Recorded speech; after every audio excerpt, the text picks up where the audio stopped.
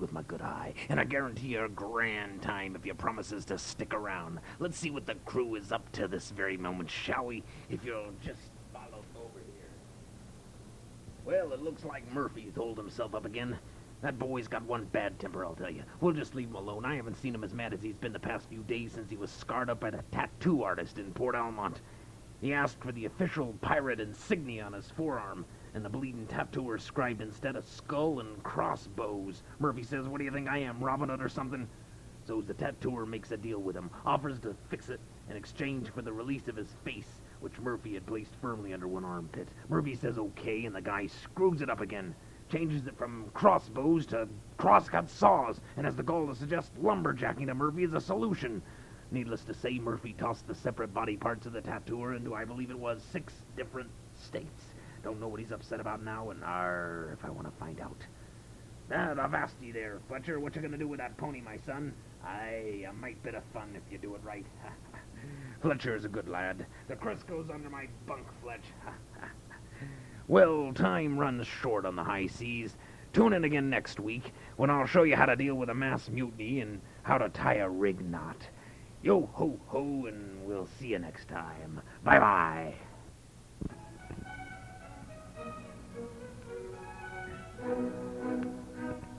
Wouldn't it make you feel simply terrific if you could rule Cuba?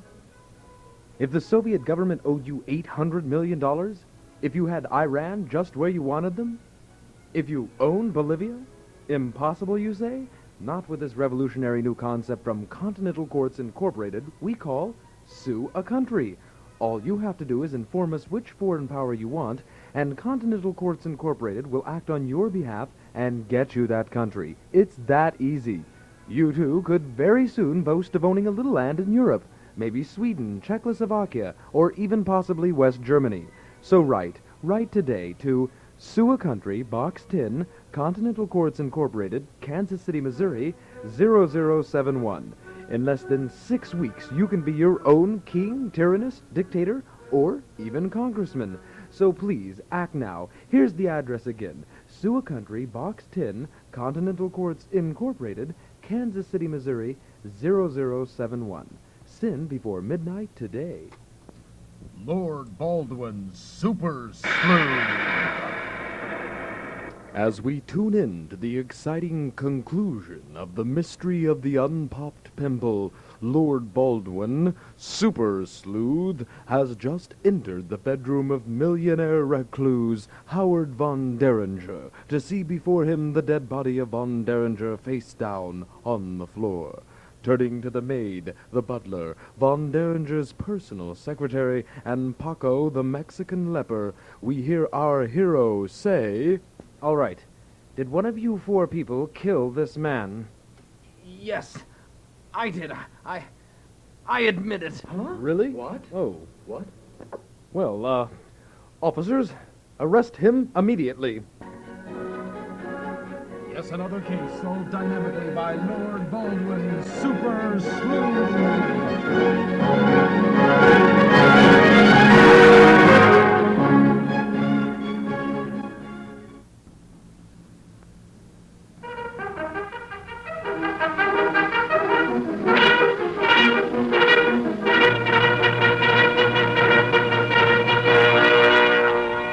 Faster than a silver bullet, more powerful than the William Tell Overture, able to leap Tonto in a single bound. Look, on that white horse, it's a cloud of dust, it's a hearty cry, it's the Lone Ranger. Return with us now to the thrilling days of yesteryear, to the exciting recreation of the Wild West, to the cramped recording and sound effects studio, to ride again with the Lone Ranger. But first, this radio news update. Good evening. This is Radio News Update, and here are the headlines. The King family, a popular singing group of the 50s, was arrested this afternoon for possession of heroin. A 1,200-pound pig is elected governor in Oregon. Jekyll of the famed Magpie comedy team, Heckle and Jekyll, was found dead today on the floor of his cage. Shirley Temple Black was accidentally launched to the moon. And 19 new stars are added to the American flag for absolutely no reason at all. We'll have details at 5. I'm Chuck Montgomery. This has been Radio News Update. And now back to the Lone Ranger.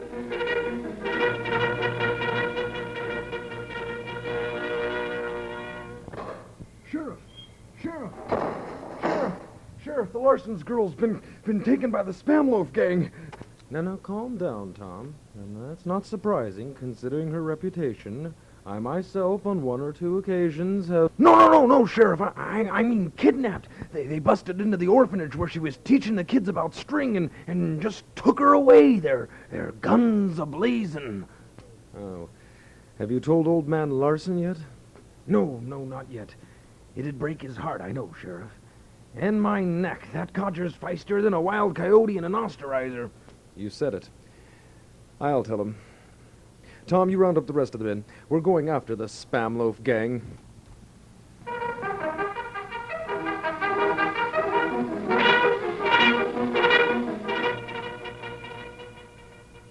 Now sit there and not a word out of you, understand? You're not going to get away with this. My father'll take care of you. Your father? He needs help relieving himself. That's not true. He's a feisty old codger, just like the sheriff said in the last scene. No. The deputy said it. The sheriff just agreed with him. Shut up, all of you. We're not even supposed to have heard the last scene. Now listen, you, Oh, great, now I've lost my place. Where's my script? Here, use mine. Thanks. Your father, he needs help. These are your lines. Oh, yeah. You'll never get away with this. My father won't pay the ransom. Thanks. Cowpie! He will if he wants to see his darting darter, his goddamn little girl alive again. Anyway, it's not money we want. Shut up, fool. He won't give up his land. And you two, sit there and not a word out of you, understand? Now, Thug, get me my cigar. Yeah, boss. Hoodlum, take my boots off. Sure, boss. Ne'er-do-well, rub my shoulders and nibble lightly on the nape of my neck. Delighted, boss. Yeah, I'm gonna be a big man in this town. 3, possibly 400 pounds if I can, and no one's going to stop me. Ha ha ha ha ha ha ha! You'll all be behind bars before sunup, you crooks. Hey, don't never call us no crooks. Yeah, we're outlaws. I've had enough out of that little girl. Show her we mean business. Thug, take away her Walkman. No! So sit there and not a word out of you, understand? Hoodlum, Yeah, boss? it's time to take our message to Larson. Now!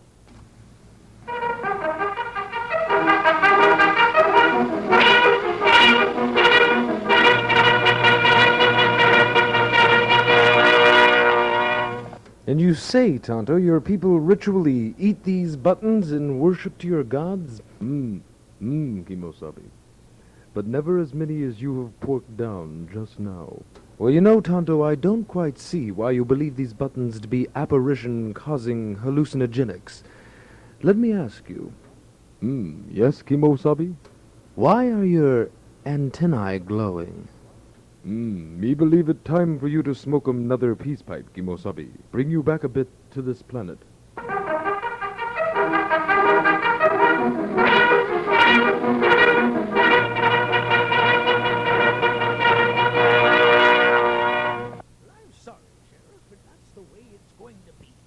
But, Mr. Larson, these men are ruthless. Well, my daughter's name is Gina, and I want her back safe and sound alive and in one piece. Yes, well, would you settle for in one piece, sir? No! I suggest, Sheriff, if you think you're going to have trouble with the Spamloaf gang, you might consider getting a little outside assistance. What, you mean the Boy Scouts? No! The Lone Ranger! Hello, I'm Anus Digby, and we're here with our recording crew in a Fresno, California laundromat to ask Mrs. Joyce Spatula a question. Hi, Joyce Spatula. Hello, Anus. Joyce, would you be willing to let us give you a nice, crisp $50 bill for a pair of your underwear in order that we can demonstrate the amazing cleaning power of new Cosmo laundry detergent? $50? Sure. Okay, great. Dave? Well, while Dave removes the underwear from Mrs. Spatula, I'll tell you at home. The improvements made on new Cosmo, the only atomic laundry detergent in existence. Cosmo infiltrates the material fibers of your clothes, rearranging the molecular structure and removing ground-in dirt and soiled stains on contact. Only Cosmo... Oh, I have the underwear now. Thanks, Dave. And now, Mrs. Spatula, here's your $50 bill. I'm reporting you to the police, you monsters! I've never been so humiliated in my life! And of course, Mrs. Spatula, seeing you without your underwear, you have every reason to feel that way. I'll say, woo, did the tuna boats just come through here? Yeah, another in a series of great places to hang an O-Pest strip. She didn't even stay for the complimentary box of Cosmo. We'll use it again. She didn't take the 50 either. What? She didn't take the 50 either. Who gets her panties? I guess I do. You got the nursing bra and the garter belts from the last one. The Incredible Rush Gordon versus the Sponge People. Chapter 7. Enlightening but equally depressing news for Rush. As we last left Rush, he and Babs were being held prisoner on the planet Margarine, with their only chance for a rescue foiled by the evil Sponge People, who ambushed the two heroes, their guns ablazing. Placed in a small damp cell and told not to reproduce, they are forced to continually face southeast. Dejected, they begin to count the number of shoelace holes in their space boots. I've got 7, both sides. I win. But wait, Babs. Do you hear snoring? Oh, Rush, it's our guard. He's asleep. Not doing his duty, eh? I'll wake him. No, Rush. No, now's our chance. To reproduce? Fantastic. I'll get the KY jelly. No, you ninny, to escape. Do you think we should? We were told to continually face southeast. That was just a threat, Rush. A thread? Are you needling me, Babs, or is there one dangling off my clothes somewhere? Don't pull on it. It makes the fabric bunch up. Rush, you moron! Now's our chance. Let's go. Right. Here's the plan. I'll jump out and take care of the guard, and you hightail it back to the ship and get Dr. Hot and Cold. Make him bring the intelligent thermos, and don't forget to tell him to wear pants. Let's go.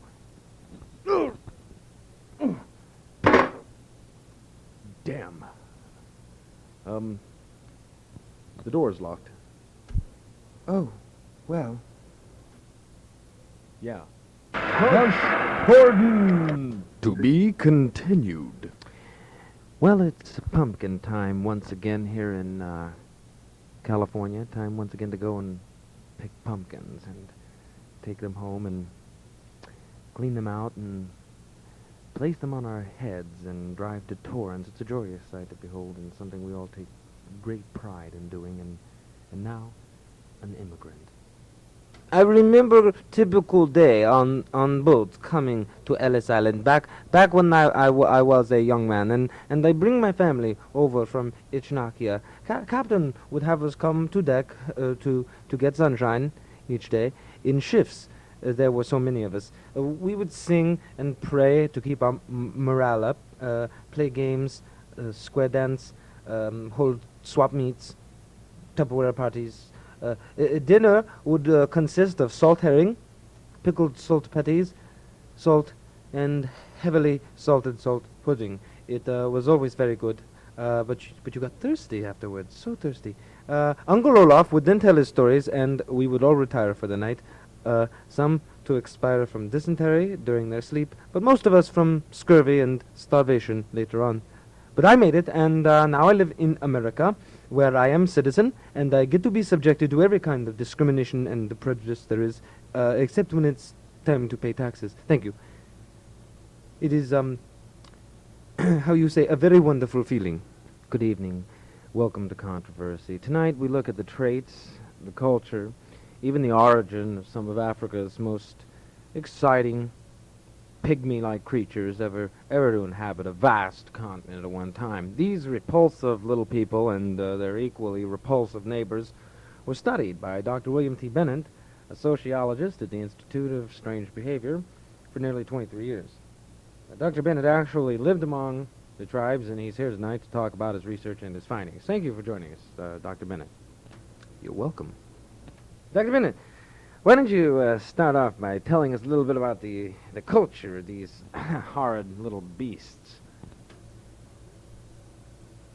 Well, first off, I don't like to refer to the African pygmies as horrid little beasts. What? Did I say that? Yes, you did. Well, I'm terribly sorry. I won't happen again. Now then, about the culture of these ghastly head-shrinking atrocities? Well, you just did it again. Now you're calling the pygmies, ghastly head-shrinking atrocities.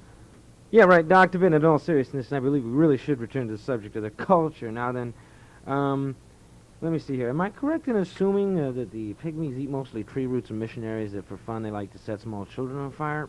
No, look, what are you doing? Definitely not, no. Well, don't they wear large voodoo masks on their face to hide the grotesque features of their ridiculously small faces, and that they pierce their reproductive organs with sections of bamboo? No, no, that's all myth, that's all nonsense. No, not at all. Well, don't these terrifying little pipsqueaks also roam the city streets at night looking for 24-hour massage parlors that their main entertainment is shooting poison darts at innocent bystanders? No, you've got it all wrong. I don't even know where you've come up from with this stuff. No, the pygmy tribes are nothing at all like that. They're peaceful, friendly people. They're very nice. They hunt for their food. They build their villages on the great river that runs through... Ah, wow! I'm awfully sorry, Dr. Bennett, but I'm afraid we've run out of time. Sorry about that. Well, thank you for joining us tonight on Controversy, and we'll return next week at the same time, and maybe you can join us again then later. Thank you.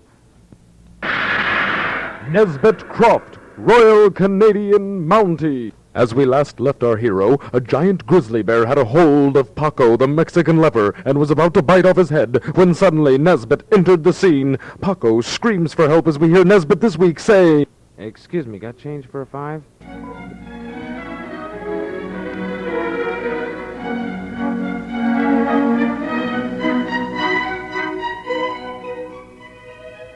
This has been the Dry Ice Radio Theater.